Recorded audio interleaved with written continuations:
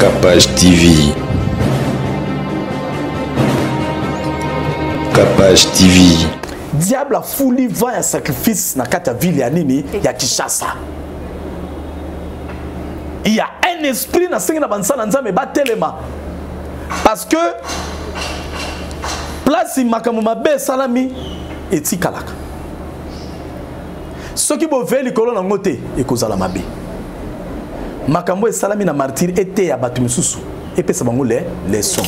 Parce que eza terrain où le diable se manifeste kana kimia pe na bopete. OK. Yo koloba o stade te mais mutu kapo mataka diable pas se manifeste parce que na ba kombi to mataka na Kinshasa to mataka pe na ba satana. Na voiture non. Na voiture no so mata mutu musu batindie quand les gens sont allés là-bas bakene ko kumisa nzambe te. Quand les gens sont partis de l'autre côté, c'était pas pour adorer l'Éternel, nzamba zolokum. Et c'est là qui pour le plaisir, il y a mokili au Bible le vanité des vanités car tout est vanité. Nzamba permet à kamaka msuse comme abatu bakufa pour enseigner ba msuse pesa bango leçon. Oui.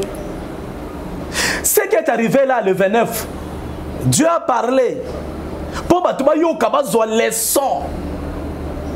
Pour matuba mona ba yeba ndenge nini ba kotambola na mokili.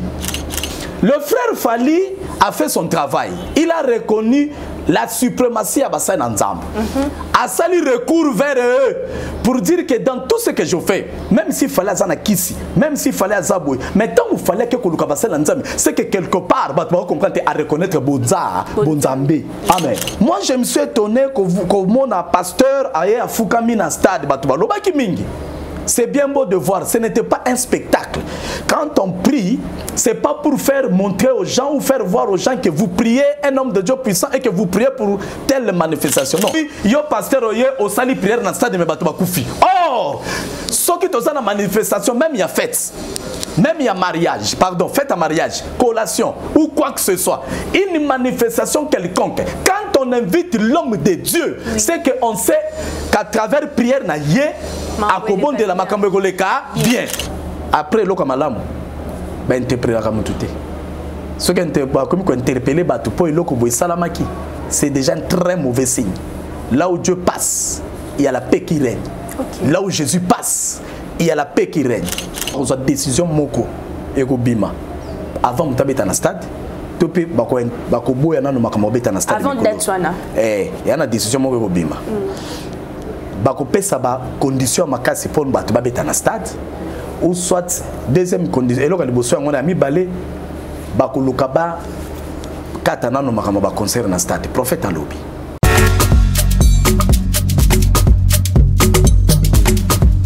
Vous rêvez d'un teint uniforme et éclatant? La gamme de produits Rude Beauté vous offre un soin complet pour teint d'ébène et pour teint clair. De la lotion à la vaseline pour lèvres, sans oublier les savons et les sérums pour acné. Sa gamme de produits variés élimine les taches et imperfections de votre peau, tout en la gardant éclatante et uniforme. Rude Beauté a eu les sous-soucis qui capacent à autocosokola, à pakola kama gamme de beauté et à Rude Beauté. Bato nyonso balingi tena bango ezala kaka lokola mwindu yangoro. Yango gamme oyo ata bébé en pakola olingi tena yo ekitate e matate ozaloka mwindu kitoko e o éclaircir poto na yo oye a gamme oyo mafuta na biso yango ne mikolo na so pakola oyo eza na base ya papaye savon na biso eza na base ya papaye mafuta na biso pe kitoko ba o balingaka monoko na bango koma na kwa mwa rose bokomi kosisa pe biso da mpona kobebisa monoko te Rude Beauté ayebi biso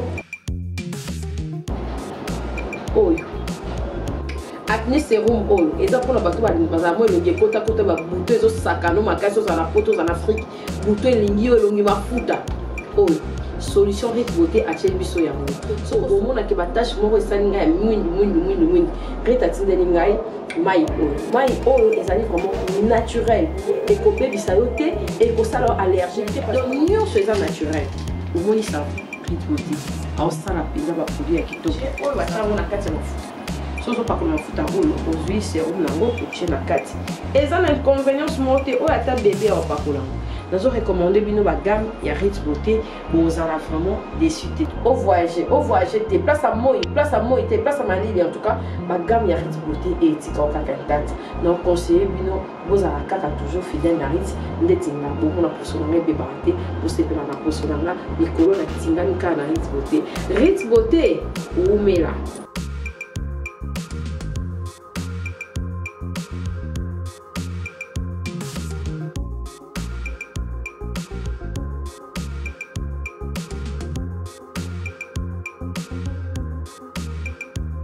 Utilisez-les dans vos soins quotidiens pour un résultat sans précédent.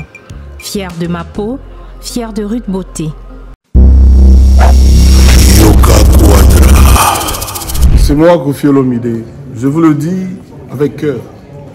Si vous voulez aller de Bruxelles à Paris, de Paris à Bruxelles, aujourd'hui, il y a un moyen que vous devez soutenir. Et un moyen que moi je vous recommande, ça s'appelle Neo Tam Tam. C'est fait de main de maître par un Congolais digne de ce nom. Moi j'ai fait l'expérience et je peux vous dire que l'expérience a été concluante. Donc désormais et dorénavant, pour vos déplacements, si vous voulez faire venir quelqu'un de Paris à Bruxelles, Neo Tam Tam. Déjà, c'est notre devoir dans la diaspora de soutenir les initiatives des compatriotes. C'est comme ça que notre pays retrouvera sa dignité, sa force et sa percussion. Quand tu es belle, tu voyages avec Neo Tam Tam Voyage. Vous m'avez toujours cru, je sais que vous me croyez. Oesa 12T, Oesa 13. Neo Tam Tam Ndé. Paris, Bruxelles, Bruxelles, Paris. Que Dieu vous éclaire et reste focus sur vous. Double King, le maître de double demeure. Bossia Moka. Jacques Pemba, Belade, Inoël Ngoya, Charisme, Elodie, Charisme, Boutique Aloha, Nathalie Bouba. Dans les cieux, les anges t'adoraient, Yahweh. Les anges t'acclamaient, Yahweh. Dans les mondes jetés, je ne savais pas la vie. Et ton Jésus, je t'ai enfermé. Béni soit ton nom, béni soit ton nom. Mayembeli Masia, Akumama, oh Mapamboli Onzambe, Akumama, Mayembeli Masia, Akumama, Ozanzambe na bomori papa na ngokosite. Mama ye, Yahweh kumama, oh mama ye, Yahweh kumama. Tokomata, tokomata, tokomata, tokomata. Puna na lolai, tokobina ye longo na Yesu we, azali malamu we. Oinanga na lona yo na banzela nanga, yo sanza mboza boboye. Ato très bien batterie ya yango. C'est ça. Abala groupe eli biso batterie na prix ya moins cher pe na ba façon nyonso. Bino bochaka tembe bokomo kana suka pe bokosi en futima. C'est ça, yango yo. Yango. Soko sombi jeep $100,000. Bakobetelo maboko. Après un mois, 3 mois, qui doit être quitté moins cher. Au 30 000. Abela to sombi $1,000. Ba wolo liyo. C'est que ça dit un mois comme 10 000. Terrain fin. Ozo kwa kamboko pamba ba fête ya kosala ke zanga mutuna makulu. Oza na bana par-ci par-là batatu basi bandi. Oza na mbongo za kayenga ingo fanda kana hotel. Terrain ni beta tro za kina mbongo motika mabele. Courant zali, après ce vandi courant ça. Aboniko. Courant mai challenger mabele li ki fait.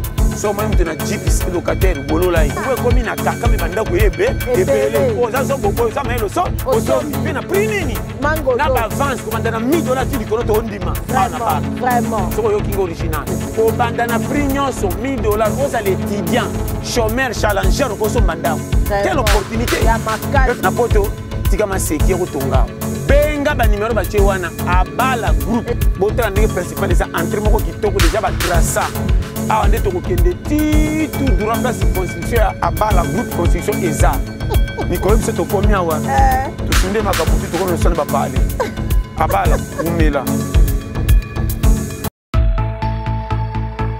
Vous êtes à Kinshasa à la recherche d'un cadre au confort moderne pour vos séjours? Une gamme des meilleurs services pour votre entière satisfaction vous attend chez Hosanna's House.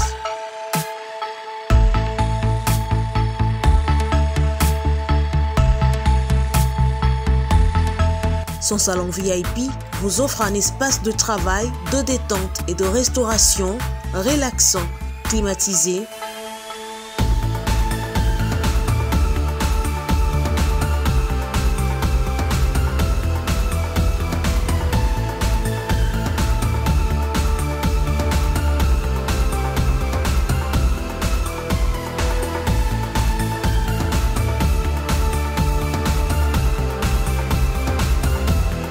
et ouvrant sur un balcon qui vous offre une très belle vue. Et d'une cuisine entièrement équipée.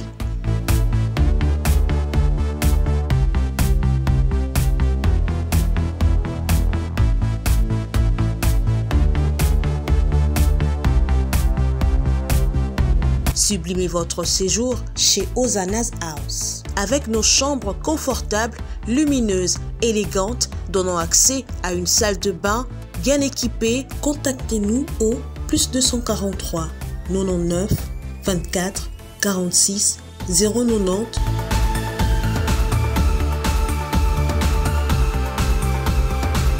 ou encore au +61 420 513 456. Situé à Kinshasa au numéro 5 bar A du quartier Malandi 1 dans la commune de Matete, référence à Revodacom, un accueil exceptionnel chez Hosanna's House.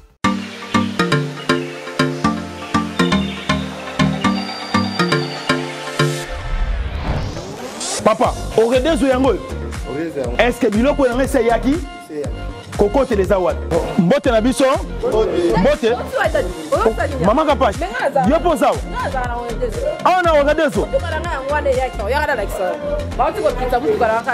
na conteneur bayebisinga série eza wa makasi eza pe na agence ya mbongo soko tindeli mutu mbongo mpona kozwa yango eza facile kobosana te oredezo eza pe na flat hotel bino bato bovandaka libanda mboka polala na bakondition ya kitoko luka oredezo. Notre restaurant vous propose une exquise cuisine qui fait le bonheur de gourmands. C'est aussi une boutique de vêtements sur mesure au prix du prêt-à-porter. Livraison à domicile. Nandaku na yo. Baye kotike la yo. Bino moko boyoki. Soki omonike na famille bozalaka na bata mabe biloko ebungaka pamba pamba. Hein? Awa livraison à domicile ezali. Bakozwa bake kotike la yo tina porte ndaku. Oredezo soki oyaka te kongwe ningake kufa. Nous disposons également d'un service de sécurité pour toutes vos manifestations et un service de location de véhicules. Ozana poto pona kotinda biloko tela ba adresse yango wana na ba numéro de téléphone contactez Oredezo okozwa biloko na yo nengo tindi. Retrouvez-nous à Kinshasa au numéro A8 de l'avenue d'Ibaya, quartier Matongé dans la commune de Kalamou, derrière la maison de la Bible, et au numéro 44 de l'avenue Baoumbu dans la commune de Matete. En Angola, martyr de Kifuangondo vers l'aéroport international de l'Angola. En France, 47 chemin de Petite Fontaine, 91 180 Brittany-sur-Orge. Maman Kapash, Oredezo, frappe na le, frappe na retour. Bonjour et bienvenue sur Kapash Télévision. Merci de abonner à Bisso Nyonso, merci de partenaire à Bisso. Ceux qui écoutent une émission au Lelo et qui osent abonner, en tout cas, s'il te plaît, s'il vous plaît, oye kaka s'abonner à Kapash Télévision parce que on a chaîne et la chaîne par excellence. awa l'actualité za la mamunio so eza bien. Merci na ba déjà bo sabona, bo za na bo soutenir kabiso na ba prière, ba conseil na bino et comment et ça la biso bien. Chose promise et chose faite. Te promettais bino à l'autre fois que tozonga na prophète Jano ya bino obolinga kamingi azawana édifier biso nyonso na ba matea ba prophétie ba conseil mambo belé ka ya nzambe. Donc ndenge te promettais ki bino après concert le 29 tokozonga. Tozongi kaka pona concert le 29 te mais tozongi tozo sola sous makambo ezali belé ba sujet ezali belé ba na nzambe otoko décortiquer en na émission oyo.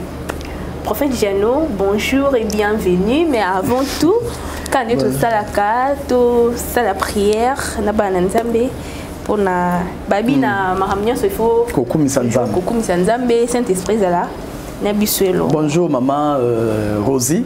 Maman Rosie Gucci, nzamba pambola yo. Amen. Na sepeli ngo ya menga lisusu na chaîne na biso ya Kapashi TV. Pona koyeba na kolendisa bandeko. Pona koyeba na koteya na lakaki bino ke après le 29 na rozonga. Na zongeli bino siko le 29 après le 29 potomeka ko accompagner o nzamba lobaki mais aussi ezana makambo nzamba talisi pona mikolo ezoya surtout na temps oyo topé période ya ba fin de l'année.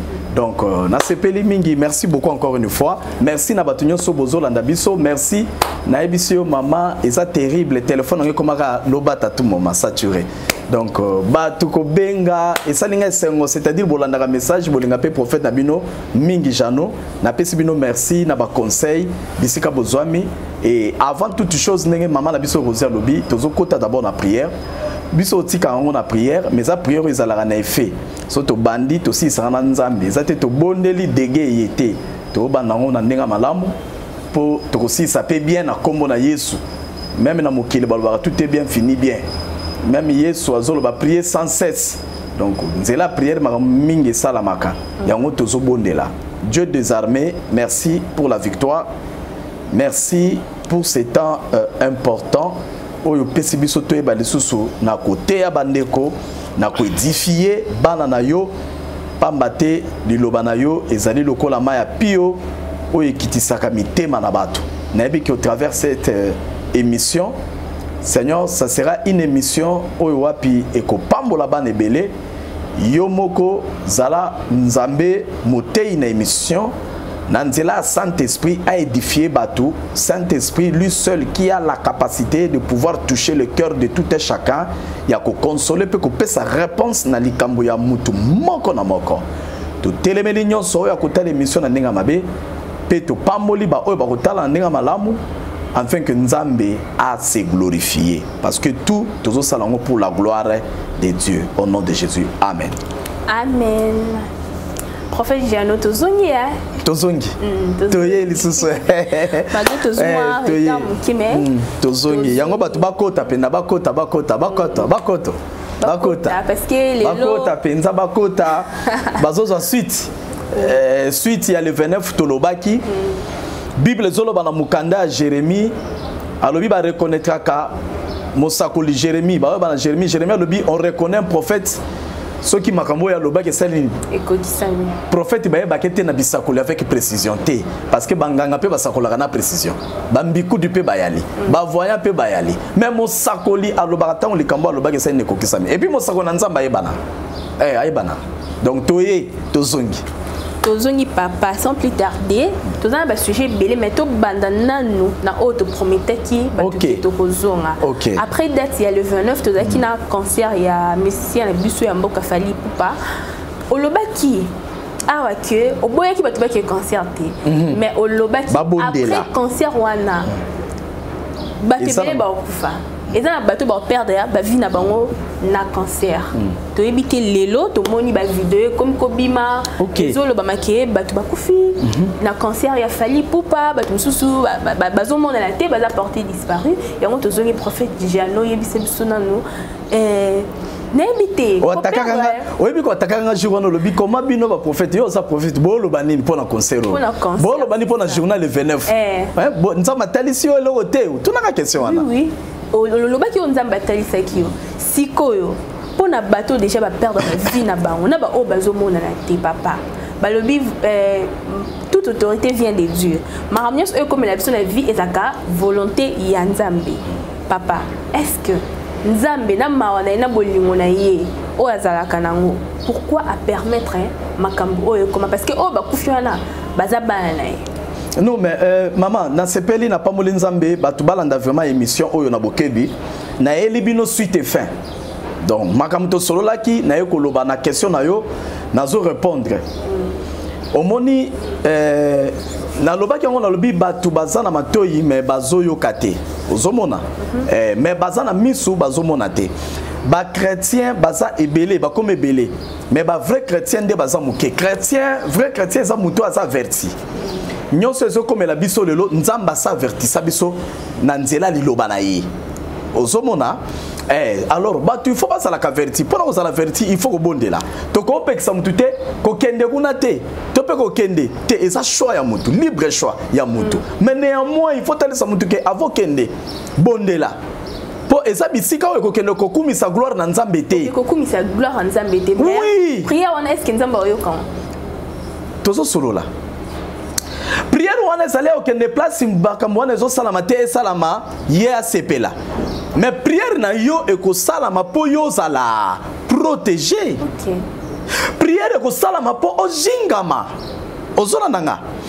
Même mutu na bisika to kende tango soko kende soko tambola. Mama, e ane sika moko te ba ponela ka Nzamba sunga to pasala.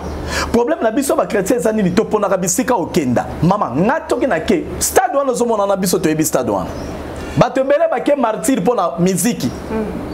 Azo chapé munongo na plateau a kende stade tete ebe longine te ngai longyo ba bien na stade na la place na fanda na 12 okenda match na kende match kota vita donc na yebi martyr lokola likam na yebi veme to yebi réalité stade ngaso na ke stade na bondela na keta la match ata Léopard ya mboka na bondela ka parce que il y a des réalités. Pourquoi? Parce que eza terrain au diable se manifesta kana kimia pe na bopete. OK. Yo koloba o stade te mais mutu ka po mataka diable pas se manifesta parce que na ba kombi to mataka na Kinshasa to mataka pe na ba satana. Ata na voiture non. Na voiture zo mata mutu musu batinde asalisa accident po batu basani ni bakufa sacrifice. Mais batu bayoka kingate. Yango na lela ke mission pende kota po batu balanda basa la verti. Ata batu balandi te avant mais na vie na yo tant que chrétien faut ça la verti. Yo lobi batu bakufi ndenge nini ou toute autorité. Quelle autorité? Quand les gens sont allés là-bas, bakene ko kumisa Nzambe te. Quand les gens sont partis de l'autre côté, c'était pas pour adorer l'Éternel, Nzamba zolokum.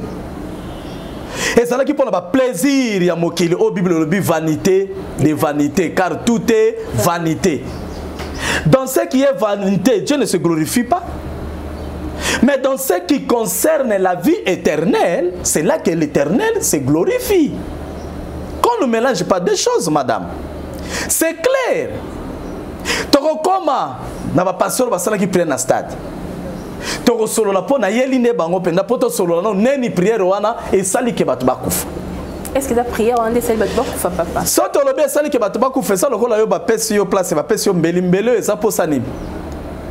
Bitumbero ya so ba simiso mbeli po sani. Se défendre. Merci. Soki bitume ya côté batu bakufa oyebe ko sala mbeli te na kangi parenthèse to koma.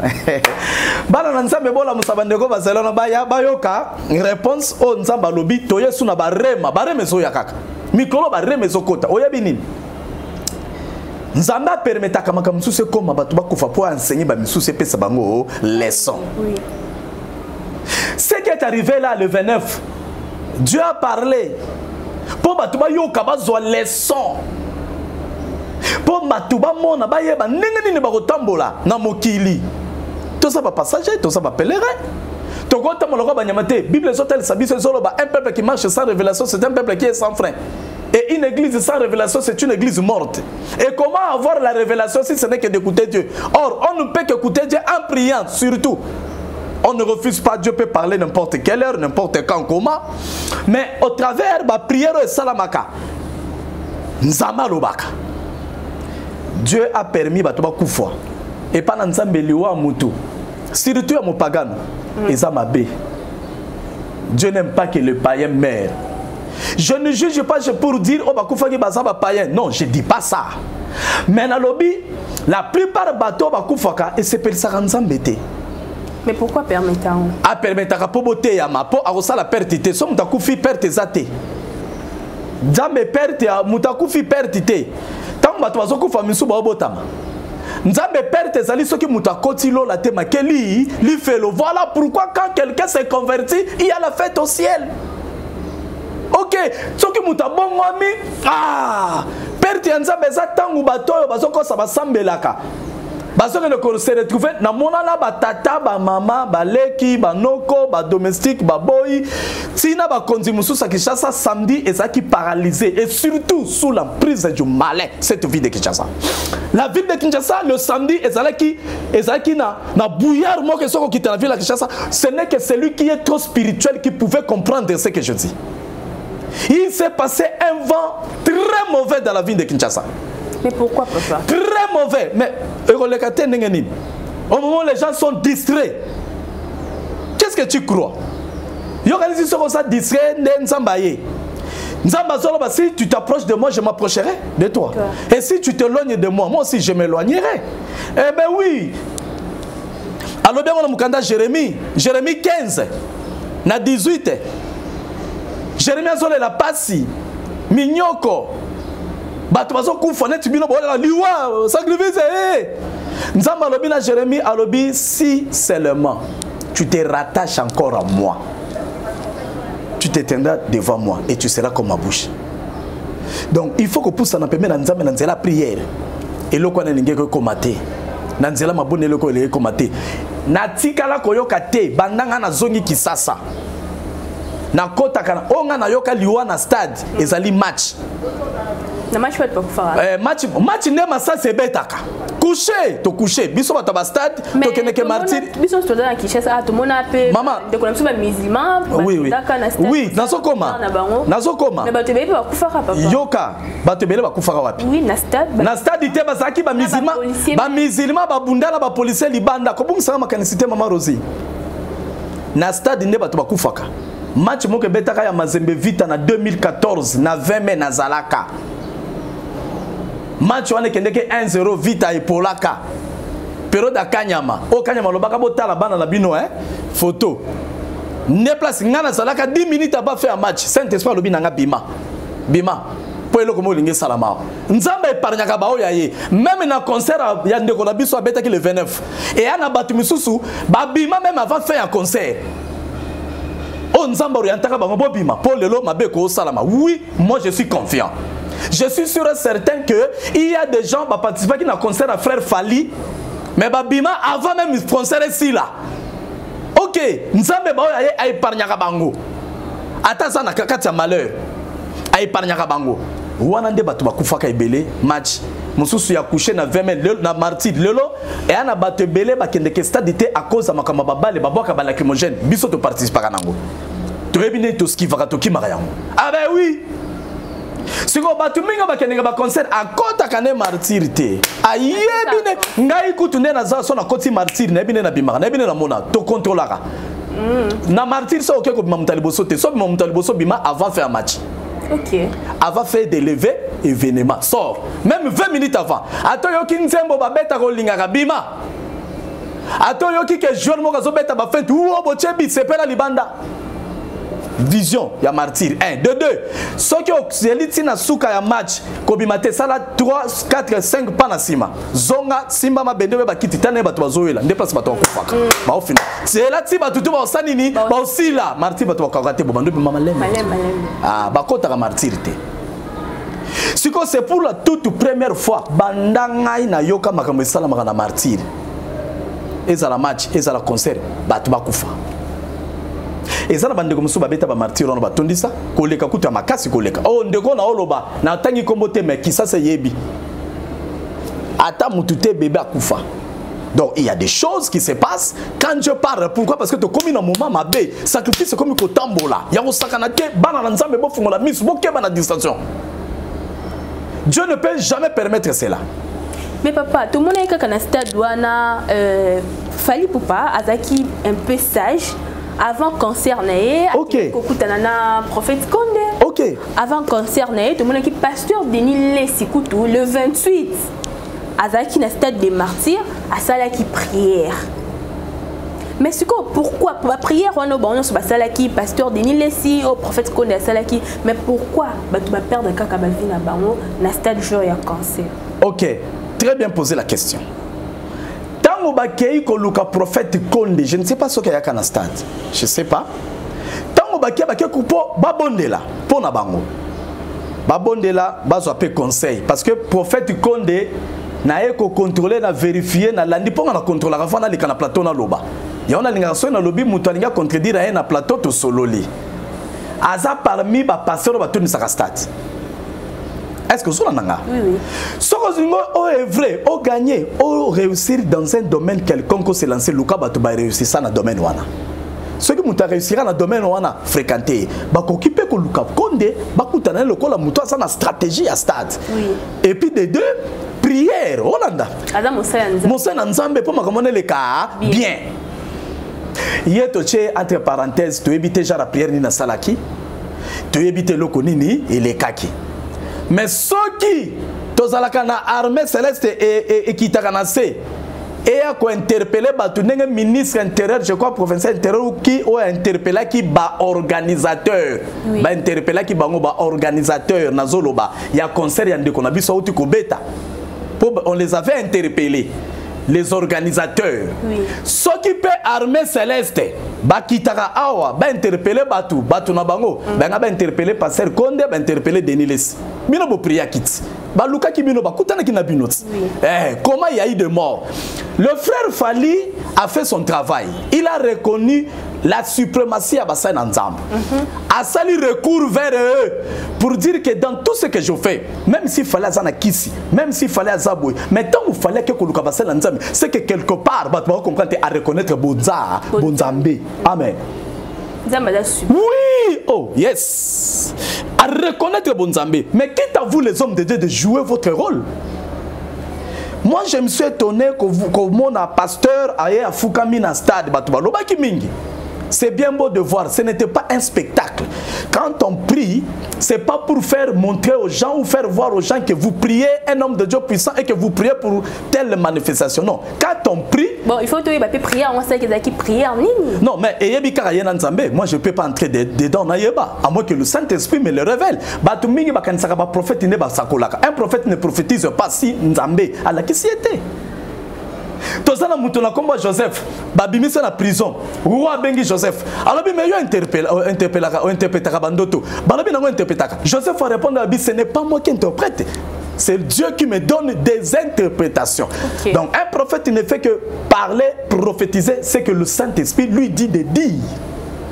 Oh, consultation pendant ce fond bon de la nzamba loba et ça toyena bandiko loba loba. Non, là on devient charlatan, féticheur, marabout, qui que ce soit. Donc le problème est ça qui nini. Tant qu'on passe à Bondelaki, à Salaki prière, et le bien prière nini, prière ou à Salaki pour conserver les cas bien. Mais pour conserver les cas bien. Et ça qui prière pour conserver les cas bien, pour battre il y a plein ou pour battre. Ngana yo kaki baso. Toi ça qui prière en nini. Et bien. Ce qui mboule betate. Oh et salam le kimboule betate. Je préfère que mboule beta que ba perte ya vie humaine et salam. Batona bazala qui na plan Nzambe. Non seulement ba famille na bango ba perdre batona bango mais aussi Nzambe yé côté na yé a sepelité pour batona tant que bazala qui déjà mikolo ba yebi nzela stade, c'est que ils avaient aussi des projets de Dieu sur leur vie. Alors quand les choses pareilles arrivent, c'est-à-dire il faut interpeller armée céleste, interpeller ba pasteur ata ndoto. Ah ben oui, yo pasteur oye au sali prière na stade me bato ba kufi. Oh, ce qui est dans manifestation même il y a fête. Même il y a mariage, pardon, fête à mariage, collation ou quoi que ce soit, une manifestation quelconque. Quand on invite l'homme de Dieu, c'est qu'on sait qu'à travers prière na yé, à Kobon de la Makambegoleka, bien. À Zanzambe, du début jusqu'à la fin. À ABC Moïse, Exode 23, 22, quelque part, j'ai mis un ange devant toi. Ok, qui te protégera en chemin et qui te fera arriver au lieu que j'ai préparé pour toi. Donc Moïse, il a fallu un ange. Or, aujourd'hui, cet ange-là, c'est Jésus-Christ. Donc, dans ce que tu fais, si tu associes Dieu Jésus attend nayo, il n'y aura pas de cassure, il n'y aura pas de mort, il n'y aura pas de problème, il n'y aura pas ceci, cela. Très bien. Et puis il y a discipline. Il y a un autre Seigneur te recommande au moment nanini. Ok, ça n'a biso lokola alpha. P oméga. Ça n'a biso lokola Emmanuel. Ce qui ça n'a biso lokola oméga. Ce qu'on voit dans le monde on dirait bandaki lokola alpha. À ceux qui sont nés Sodome Gomorrhe, ceux qui sont nés Loronini. Confusion, je ne sais pas. Mais l'homme de Dieu a prié. Où est la confusion? Nous avons besoin de comprendre. Banani bakomi banani. Alors bien on a mukanda. Sauf total na mukanda il y a 1 Jean. Pardon. Total na 2 Corinthiens 11, 13, 14. 2 Corinthiens 11, 13 et 14. Tokei. 2 Corinthiens 11, 13, 14. Ce qui tolandi malamu na 2 Corinthiens. Maman na ebiso tan ekoki oyo ba vérité et komi kobima. 2 Corinthiens 11, 13, 14. Yo ke loko nzamba lobi. Alobi boy. Ces hommes-là, Batouana, 2 Corinthiens 11, 13, 14, Abi, ces hommes-là sont des faux apôtres. Au moins, basala nzamwana, ba faux, basala le kuta, ngate mesela, oh. Et c'est Bible. Bible. Oui. Oh, pasteur, on a baba verset, naïla ba verset belé pour ne rien dire, mais naïla verset moko na kota profondeur bimsabare ma poyo pambolama. Alobi, ces hommes-là sont des faux prophètes. De faux pasteurs. Na bandeli 2 Corinthiens 11 na 13 14. Ces hommes-là sont des faux apôtres. Des ouvriers trompeurs. Bazaba ouvrier c'est que basali a le kuta. Beba ana bate belé la église. Basala le kuta. Trompeur. Bazo tromper bino na prière, nzoka prière on am fuilu et simbité. Nziadi yo mutaso kata nziadi na prière mais batu ba odaye batu ba olela pasi batu tala bosonga la kabiso ba pasteur yo moni batu belé ba komo boya kopesa ba 10 000 ba passer pour apesi ba 10 000 trop mais na musala mataka promotion te mama mutu to afuta ka 10 abenga mama ta promotion mutu afuta ka 10 abenga mi bitumba ko ya na musala me banda kolonga yo batu ba pesa ko 10 000 pe misana bango sanini ekufa nga na kozongelo na réclamer 10 et le bina Malachi 3:10 Malachi 3:10 balobi la ngwana muto apesaka dim et ana makambo il faut ça la mêler na vie dim épargne quand même liwa oyebi dim pambola muto fungwami et yosko pesaka dim obitala bien vine commander car il pas ba pasteur abo trompeur ouvrier trompeur faux pasteur ngande na lobité jano mais ça la parole yokelo ka lobi abi ce sont des ouvriers trompeurs déguisé en apôtre du Christ, déguisé, obi déguisement. Oh moi c'est des andènes.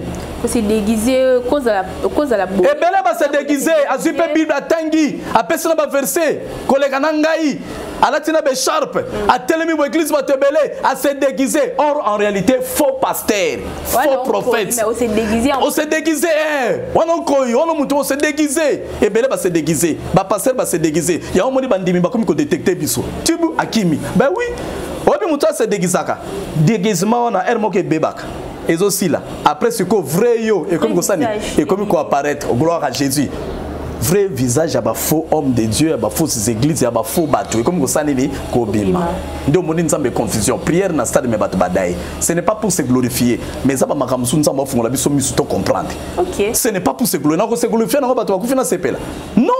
Mais derrière cet acte-là, il y a un enseignement qui est caché. Alors il faut chercher à décoder. C'est codé. Dieu a codé. Mais décoder, c'est là. Merci beaucoup, papa. Merci beaucoup. On a kakana sacrifice, papa. Au quoi il vraiment, en réalité, sacrifice est anime. La Bible dit dans le livre de Jean 3:16. Tokei. Le verset, hein? Le verset. Tokei. Jean 3:16, Bible Bini. Car Dieu a tant aimé le monde. Jean 3:16, Bible Zorba la Bisoboul. Jean 3:16, la Bible dit il a donné son fils unique. Car Dieu a tant aimé. A tant aimé. Nzamba ligi tellement mokili trop makasi. La Bible dit quoi? Qu'il a donné son fils unique afin quiconque croit en lui ne périsse point, mais qu'il ait la vie éternelle. Il a fait quoi? Sacrifice. Très bien. Dieu a tant aimé le monde qu'il a fait quoi? Il a donné. L'homme a donné. Donné. Très bien. Il a donné. Et Jésus-Christ est un sacrifice vivant pour la biso. Jésus-Christ s'est sacrifié pour que moi et toi nous soyons sauvés. Le vrai sacrifice, c'est ce que Jésus-Christ avait fait sur la croix. Et ce sacrifice-là crie jusqu'à maintenant. Et les sons qui coulaient sur la croix, c'est ces sons-là qui nous délivrent maintenant. Malheureusement, plusieurs chrétiens, malheureusement, tu ne peux pas prier ta prière sans pour autant citer même une seule fois les sons puissants de Jésus. Sacrifice, ça veut dire quoi? Sacrifice, c'est un acte qu'on pose pour avoir gagné un gain. Mais cet acte-là est spirituel. Comme toute chose commence par la spiritualité, il y a un acte qui se passe pour que tu gagnes le gain, mais d'une manière spirituelle. Quel est cet acte-là? Si ce n'est que ce qu'on appelle les sacrifices. Maintenant, il y a un problème.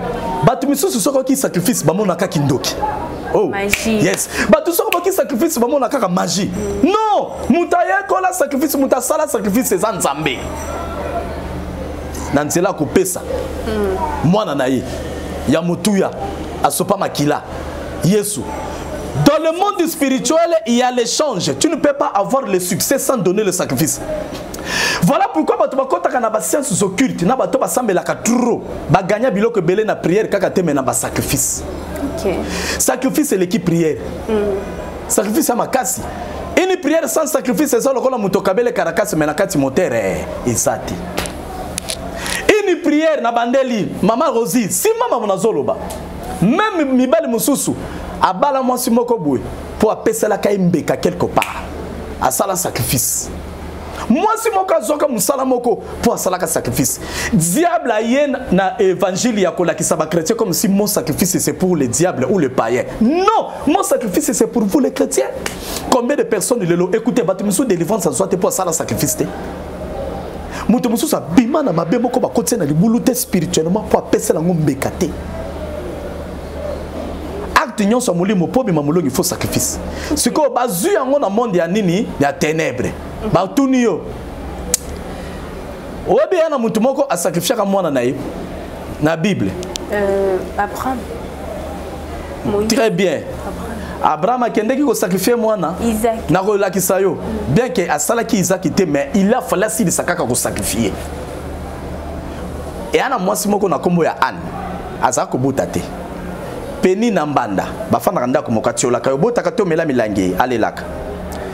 Assemble la kananengonyoso Anne azalaki prophétesse. Anne c'était une servante de l'Éternel. Anne priait, invoquait Dieu, elle servait l'Éternel. Mais Anne voyait que makambo vina yé. OK. Mais Dieu écoutait, non? Dieu entendait sa prière, mais le Seigneur abandonné causer la Anne quelque part. En droit abandonné causer la Anne, il a fallu Anne accompagner après ça sacrifice. Le jour où Anne lobaki soko pesingai mwana wana na kopesa yo ye comme sacrifice asale la o na mbek nzama bi OK loko na zeko mbala moka zo azé zemi nzambe pas nzambe intérêt ya papa très bien intérêt nzambe zali yo na ngata kotalola intérêt ni msusu yo za na via bien intérêt nzambe c'est ça pour pesa yo peut faut pesa OK nzambe pour pesa yo il faut yo pesa tout na ce qu'on pesa ni pesa ni très bien alors bi chercher premièrement les royaumes des cieux le reste après il faut bandana ko pesa nzambe motema na yo pesa nzambe boyambi na yo pesa nzambe foi na yo donne à Dieu ton cœur. Tu es un holocauste vivant, tu es un sacrifice vivant, donne-toi à Dieu et puis Dieu fera ce que toi tu veux. Les gens ne savent pas se donner à Dieu. Ta vie là, donne ça à Jésus. Papa, aujourd'hui ba mi pesa na nzambe ke ba pesa ba sacrifice et bon ba sacrifice ya ba offrande. Sacrifice ya ba offrande c'est quoi dans solo ba. Tu te donnes mbeko si o pesa ba sacrifice on ezalaka au cas où na ba période ba prière. On a pesa action de grâce. Non. Action de grâce c'est yak après. Après, okay. Action de grâce et quoi avant et quoi après. Moi bengango action de grâce. Donc il faut action de grâce sur les années et ça ko kumisanza nzambe. Na o senga ki asa. Oh senga ka salelio. Mais sacrifice et kende ko bunda. OK. Ce que ça besoin de délivrance et qui et luki délivrance na place na yo. OK. Yango moni biso ponza ma délivrer biso na péché, il a fallu sacrifier moi na. Sacrifice c'est ça la makabongo. Yango moni mon sacrifice ko ba tu faut ba veiller nango. Diable a lobi na zo peso succès. nazo peso autant de sabato na ba concert na peso au salabo mais au finish au retour 10 minutes za sacrifice des ngana ozwani no retour tu me donnes quoi intérêt nzambe non to le makambo bato a monde à ténèbres intérêt monde à satan au pianga nini. Moi je te donne le succès. Toi tu vas me donner quoi? Succès on a yokana sili ça. Succès on a ce que ça la makila bato. Ténèbres zwaka et baloli yango. Très bien. Très bien. Succès on a écoutez, na kuta na bato misusu na voyage mo na ça na Brazzaville. Il faut que tu côté na Pointe Noire. Après to kota Gabon. Mais to suka na Pointe Noire parce que na Gabon ici marate poto matozongi tout ça 4 jours kaka na Pointe Noire, 4-5 jours. To matamu to kana mutu moko aza occultiste adon aboya makambo Yesu. Alors bien moni bino bo miye bagate. Mokolo bo miye ba bo za puissant. Boyebi mutu bo lukakate bo sambela kate pe bo linga ko sala ba sacrifice te. Batu musu sous sacrifice à prière oui, mais il y a des actes à poser. Voilà pourquoi Nzambe pour pambola Abraham à son alliance à senga ki apesa et sacrifice. Même Dieu en a besoin. Sacrifice. Maintenant alors je vois maintenant que tu m'aimes. Ko bon moment nous te metala kuna moni bélier bakanga na bakor. Bélier na buisson, bélier bakangi. Nzamba bizoye kata pesanga. Mais on a ce que ça qui n'a temps ancien, mais n'a temps nouveau. Auto bengi nouveau testament. N'a temps autoza. N'a nouveau temps. N'a moment de grâce. Sacrifice c'est Jésus. Okay. Yesu ne vrai sacrifice. Sacrifice on a Yesu na sens na zota leso que et loko moko te ko sala na vie ya mutu azwa délivrance mon bonheur so ki mbeke tumba miti. Papa pesa biso na différence entre sacrifice na offrande. Sacrifice na talisiote. Oui. To soli sacrifice. Bible solo ba mutako ke nanda kwa nzambe te sa même offrande. Or une offrande doit être préparée et agréable. Offrande za libonza na yo libonza o pesi nzambe. Libonza na pesi nzambe. C'est obligatoire te. C'est obligatoire, c'est biblique. Libonza. So oye pa nanze faut maka libonza na. O se présenter pa nanzambe o tumbi na ngombeka. O tie libonza na yo, po libonza na sala ba prière na biso sa nini et mate pa na tata et ça l'agréable. Même Yesu a sali saka service offrande. Ya o moni mwasi moka kanga na liputa ya pesi ka muke Yesu lobi na bino tout. Muta pesi belé mama oyo. C'est important. Mutema, ça veut dire quoi? Ça veut dire elle était sincère avec ce qu'elle en avait. Batebele le loba qui ne l'église, ana ba million. Ma personne nzambe, quelle était? C'est que personne ne l'autre. Mais maman na saki na nyonso ya ye, a pesi bien que saki mukema sukela ki wana. Ya ngonga na lingaka jamais bato ba taxa ka bato. Mbongo na offrande d'une église. Qui peut donner ça? Appel de fonds. Appel de fonds, appel de fonds, tu peux le faire s'il y a une manifestation de l'église. Ok. Vous comprenez? Mais Dieu m'a dit, professeur ça. Non, on paie ça $100. $500. Ça, c'est du vol. Du vol. $10. Du vol. Du vol.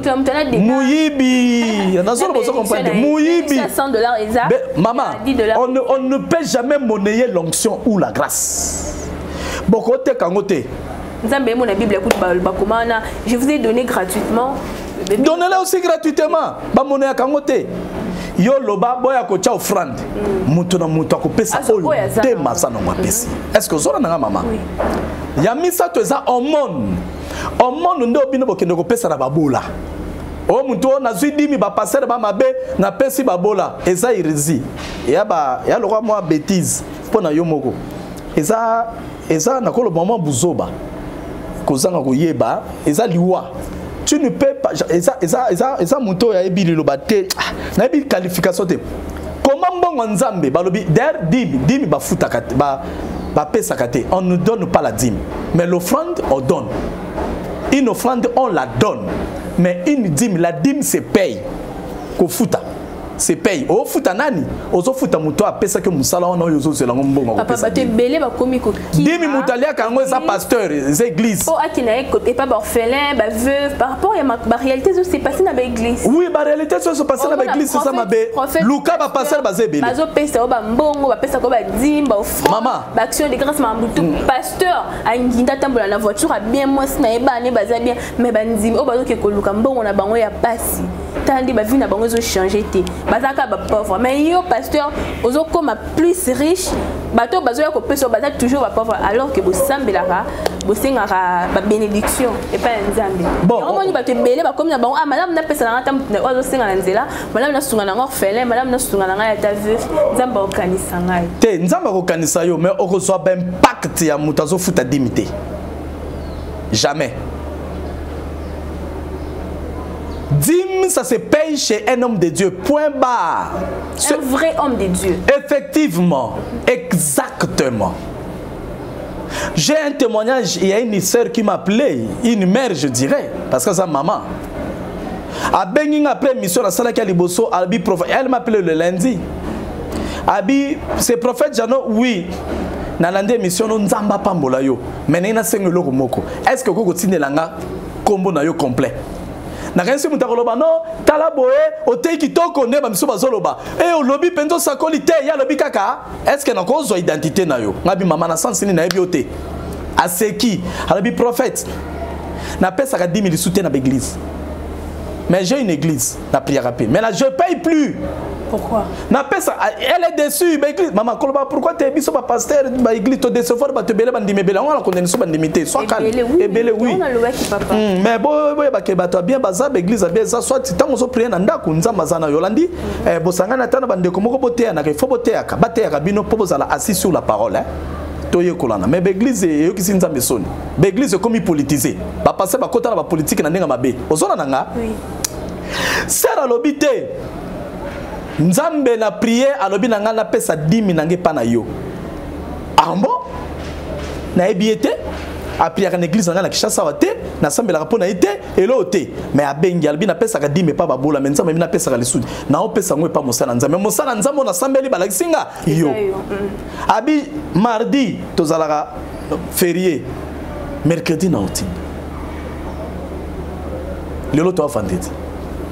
Mais maman na fandi nabi komo non aboyi ko pesa nga kombo na yi abi okoye ba komo na western nabi maman se nzombo abi okoye ba na western tango okende tango na fandi mercredi 12h tente na talaboy ko de koti akobe papa 10 000 nga ya mwana pani na yoka kinzambe na pambole na salele prière ya 5h ata 4h na samela kana kata ate na téléphone toki na chemeli nzamba za bien to bondeli mais interpeller kinga nabi comment mutebi ngate tout ça c'est que ayebi valeur à dim ayebi dim ça la nini faut pesa la musala nzambe mais vrai et le kolobi maintenant elle avait été convaincue par moi mais par le Saint-Esprit yeah.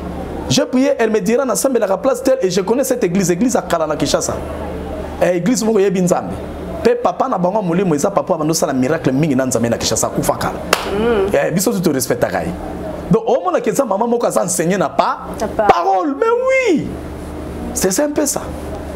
Merci beaucoup, prophète Jano. Papa, tant que tel surtout ming à Kinshasa, l'église est comme tellement ébellée. Donc, toujours là, l'église est comme ébellée. Les loyaux, Nzambe bazali déçu et belé parce que bazo mona l'église on est comme olayo la muki obi et comme les tikot donc olayo non pia ka na sala l'église na ngai bandimi ba ya batia mabonza donc ba passer ba occuper sous coup quand il y a Nzambe té bangonde balia donc à ça la cop taye moi petit boulot na ye dans fongo l'église na ye batu baroya moi professeur lokuta nini pour attirer batu et tout sikoyo ba sala Nzambe wana na ba vrai ba sala Nzambe pe bazali tokoye ba bonde nini bible loba tokoye ba bona misala na bango lelo bango ba commencer à misala moko presque ndenge moko papa tokoye ba bango ndenge nini OK fongo biso na miso OK na fongo na bino miso abi boko bango na misala na bango mais ce que tu bien je ne suis pas d'accord avec vous na loko lobby misala na bango za ndenge moko te misala ya batu moko ba catégorie moko beza ndenge moko ya catégorie moko boye mais misala ba misu ce sont la que ba sa na nzambe ba vrai na ko tanga bango ba kombo ate pona ba publicité na bango te po batanga ngate nga mukolo muto ba tanga nga loba so na tangi sente ba binatanga basé belé na Kinshasa. Mais alobi vous les reconnaîtrez par leurs fruits. Est-ce que ça nanga? Chose grave, bateau belé baso reconnaître que bateau bazana ba fruit à ma bé. Mais baso appuyer pas. mais bazotondisa pe église na bango. Ce que tu juges bango te ndenge nzambe moko lobi kuna ne jugez pas mais ouais. Tozo ki ne wa papa na mokilo to ki wa. Kasi nzambe lobi o juger été. Il y a des choses il faut ça là. Dénoncement au dénoncer. Et ça déjà pour juger? Te au dénoncer. Qui peut dénoncer? Il y a que juger te. Ko dénoncer? Ko dénoncer misala mabe. Et ça jugement ko dénoncer bilo mibale. Na dénoncer misala na yo, c'est-à-dire to fungoli batu misu. Batu bango moko nde bako discerner qui et qui. OK. Maintenant la dénoncer misala. Bango mo balandi. Jugement ça yo OK ni fait c'est ça. Oh juger, oh condamner aux juger. Est-ce que ça nanga? Oui oui. Si ko yo chose grave. Batu oyo bazotambola mabe misu na bino esani ozomona bango soki balobi no ne juge point nga na lobi no quitte bima ka sikendete tika ete sundola asana mabe mais bino ba passer bozomona bazosala mabe na ville Kinshasa bobetela ka bango maboko mutasala loko moko boy bobeteli maboko eloko na sikoyo komoko tsanga na buyamini na o comprendre yango na ko comprendre samedi wana le tiko le kana comprendre que na Kinshasa batu batondisa ka église mais batu ba priaka te soki batu ba priaka. Bah tu es pas comment qui pour le pasteur hein? Kake inga ke beta na Kinshasa samedi. Na lobaki yango des esprits. Na lobaki yango ya na mloko moko ko leka. Soko kimia nzamba okangelo, on se manque pas de Dieu. Bo kima ki côté moko bo. Ah non, esimbite ko simba pas encore la kangi bino koto. Poate ya bi. Après loko malamu ba interpréter ka mutute. Ce qui est comme interpeller batu po loko bo salamaki, c'est déjà un très mauvais signe.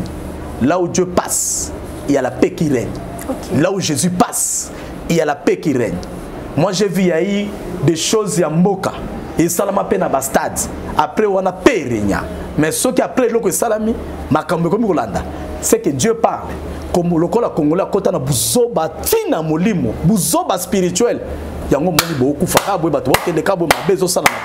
Jusqu'à ce que vous allez commencer à comprendre la vraie vérité. Et puis à discerner, Dieu va sauver cette nation. La RDC est sous l'emprise du diable. J'ai compris. Alors, dans notre 5 ans, prière. Moi, j'ai beaucoup analysé l'événement de Kanamboka. J'ai compris qu'au Congo, surtout à Kinshasa, les gens prient beaucoup, mais leur cœur, c'est c'est très grave. Adorer ma pasteur. Naba musicien. Yokaba pasteur. Vous adorez les musiciens, mais oui. Oui. Ceux qui vont adorer Jésus, bozolo bamamoye supamba na munoko. Ozo kende église asa nda ko sokombolo zoyemba. Mabe ko bimana ba finaliser. Prophète Jano, tu as dit déjà en novembre, tu as commis entamé vers la fin de l'année. Papa, tout le monde a mis na ba fin ya bambula, ma maladie ya kebele, ba tu ba kufaka, ba accident comme pamba pamba et tout.